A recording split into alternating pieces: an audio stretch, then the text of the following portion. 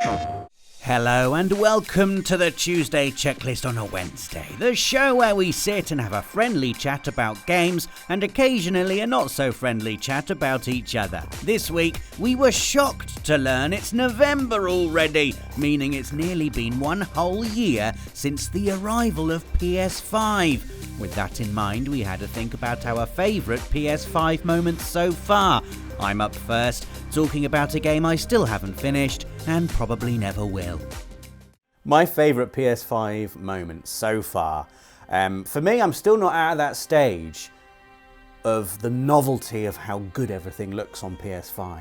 And I still remember the game that just, when I put it on, just absolutely blew me away, and it was Demon's Souls.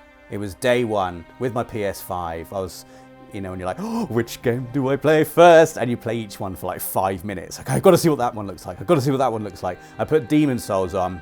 I had the headphones, so I had the 3D audio going. It was late at night, so I turned all the lights off. It was me, my headphones with 3D audio, my 4K TV, and Demon's Souls. Just, oh my God. It's still now, it looks like you're playing a CG movie. At some points. It's just outrageously good looking. Movie with a lot of deaths in, Rob. Well, no, because Get good, Dave. I was talking about Rob specifically, Rosie. I finished Demon's Souls, Rob as you well shot you know.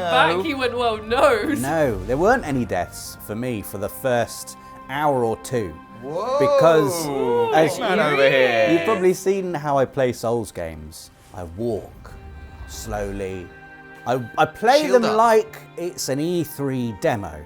Like, I'll slowly move the camera around. And I wanted to take in this world. There's the little intro bit you do before you get to the Boletarian Palace at the beginning, where it just introduces you to the basics of the combat.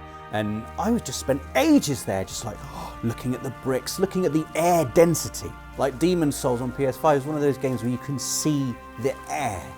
You can see like Put that on the mist. You can see the mist hanging in the air, and you get a sense of how thick the air is. You can see like the sunlight coming through the clouds. It just looks ridiculous. And I was looking at just, you know, the puddles for ages, the puddles on the cobblestones, slowly walking over the puddles on the cobblestones, listening to it in my headphones, just like, I'm just loving being in this world. And the first few enemies, it was also my first experience of the 3D audio. Like, I heard it from behind me. I heard the something running behind me, and I instinctively sort of turned round at the last minute, brought up my shield, managed to deflect it, and killed it with like a riposte. And I just felt amazing. It felt like a kill that I had done because of just the cool PS5 features in this game. It felt incredible. And then you get to the Boletarian Palace, and when you're first outside that place, you look up at this huge, imposing, labyrinthine structure, and it's oppressive and bleak and dangerous and just slowly inching forward. And then I remember the first time I got my pine resin out and slowly applied it to my sword. Oh, it was like, that was and he brings out the sword, and the sword's on fire, and you can feel like the crackling of the flames in the DualSense with like the haptic feedback. And just holding this thing, I could, you know, my hands were like quivering with this flaming sword, just killing things with it. And then you journey through, and I pushed through. It took me a couple of hours to slowly inch my way through the first area until you get to the Phalanx boss. And I defeated the Phalanx boss first time because, you know, it is quite an easy boss, especially as Soulsborne bosses go. It's very weak to fire. I killed it, and I felt like an absolute king. I was like, yes, I'm gonna do this game. Inched along the Lord's path, got past the dragons that were shooting fire down on the bridge, everything's still looking amazing. I was like, yes, I'm actually doing this. Got to the Tower Knight, and my moment was over. But while it lasted, and I'm still there. I'm still at the Tower Knight. He lives somewhere else now. I'm still at the Tower Knight in Demon's Souls. I'm really good at the Lord's Path. I can just sprint it now. And there's those two guys at the end of the Lord's Path that when I first fought them gave me loads of grief, like the special glowy blue eye ones. Now I'm just like, yeah, sidestep, backstab, gone. I can do that bit. I could do that bit without even looking. Then as soon as I get to the That power nap, sounds like a challenge. dream. Yeah, there's a challenge coming up. every time. But I'll always remember that first 2 hours of playing Demon's Souls for me was the moment where it felt like the next generation had arrived. It looked and it sounded and it felt unlike any other video game I'd ever played up until that point. And it was just magical.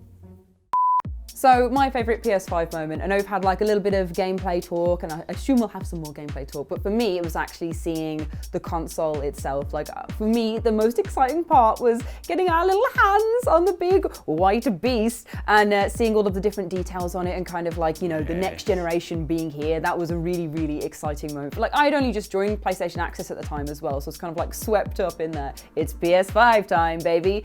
And it was mega baptism by fire. Yeah, I just loved it. Like it was just so good. Like being there for the start of it and doing our 8-hour stream where we had the massive piece of content where we all did the different games and stuff.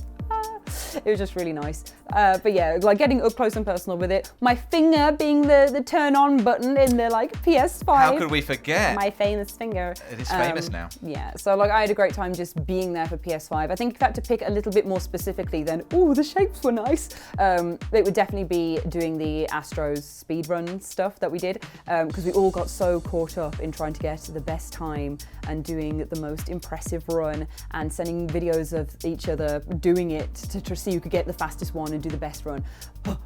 I'm excited, so like my words are just coming out like Astro. And getting to the top of the leaderboard. Oh, for God's sake. Are we doing this? Yeah, I am still top. You can complain about it, David, or you can come in and, you know, knock me off the top spot. And the thing is, prove your Ash, point. when you've been top 3 in the world, you just don't need to. When 3 people have played Astro. And and I was one of them. So right up there. I think when it's immortalised on video. Don't worry, Rob, I got a screenshot of being top 3. That probably counts. That was a bit Frozen more, Run. That was wasn't it? not Mountain Run. Not Mountain Run. Mountain Run is the one. Mountain Run was the one we would do. Rob. This is my entry. The top of Mountain Run. Frozen Run's different. But yeah, no, it was just great. Everybody being immersed in this new fabulous game and having obviously the haptics. Like, everyone has to talk about the haptics because they feel so good. And in Astro, being able to feel all the different terrains that you go over and doing the little mountain run whilst you're fully immersed and holding on to his little legs as he's doing laser feet all over the place. It's just, I just had such a good time. I had such a good time with the launch of PS5 and it coming out and it's all really being full gamer mode. It was just great. Like seeing the console, playing it for the first time, doing Astro because that was the first game we got our hands on as well. It was just all really nice. I just have lots of wholesome memories about it. So I feel like that kind of period was my favourite moment, which feels a bit of a cheat, but that collective haze is what I would bring up here. If I can piggyback, Ash, I do have very fond memories of shooting the unboxing that day, and it all culminating us crowding round the TV as we plugged it in for the first time, and you press the button, and the PS5 does that thing. It only does that first time you turn it on, and it was just like, Magic! That is so cool. It was really, really good. It's great. I got a video of you, a behind-the-scenes video of you opening the PS5 out of the box for the first time, and the stress and excitement on your face is like equal because you're like, oh my god, it's the PlayStation 5. We're all wearing those gloves like a snooker referee. Oh my god, yeah, the white gloves. The white gloves are my favourite moment of PS5 altogether, which I'm sure we can get some behind-the-scenes footage of just stroking hands like this.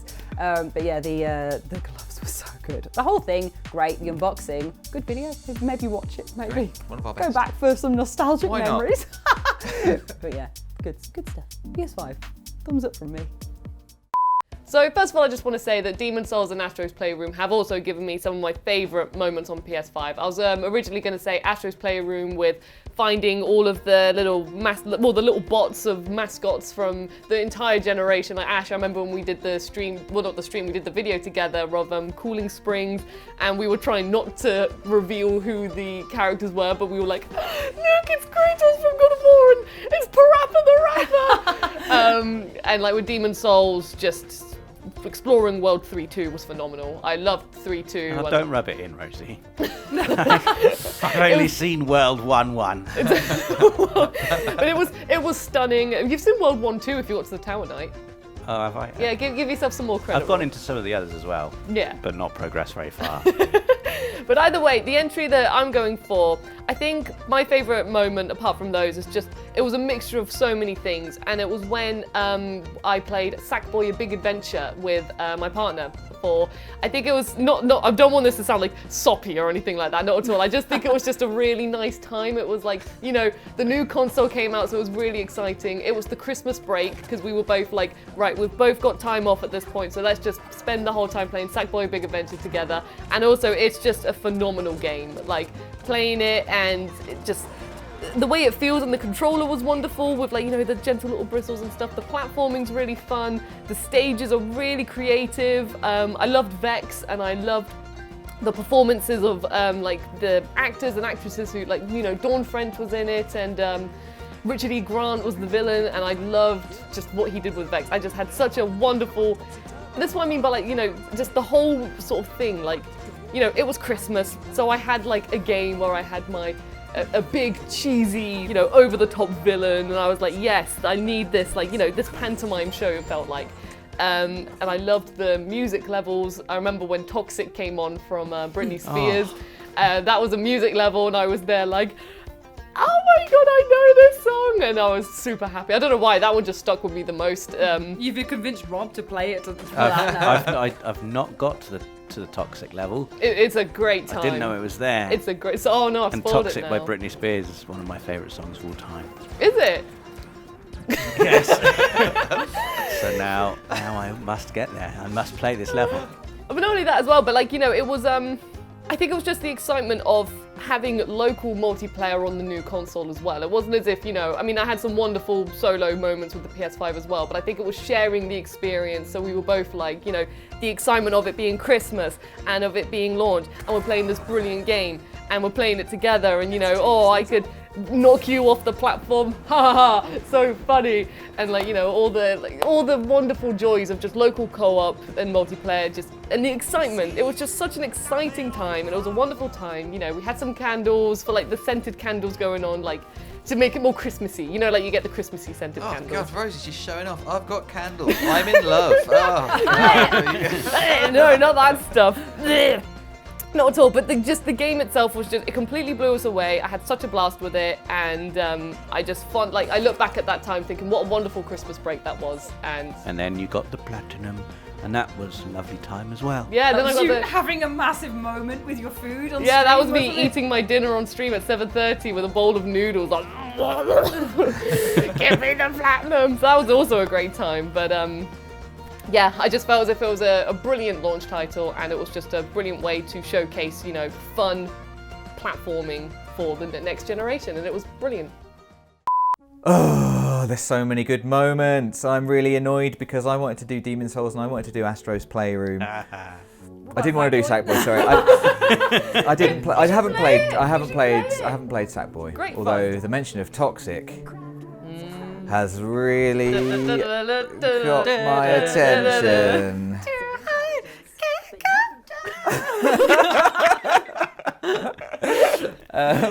And I think as you've broken Rob. I think as I'm bringing up the rear, I have to give.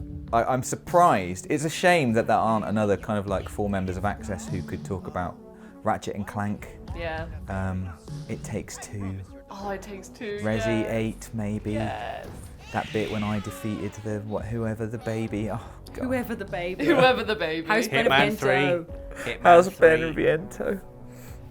Hitman 3 when Rob got the platinum. Deathloop. Deathloop, yeah. There's been some amazing moments. My amazing moment, like all of you, I think I've picked a game that is an amazing game, in my opinion, and I will narrow it down to one moment, which I think I can do. And my game is Returnal, which I had high hopes for, and it blew them out of the water.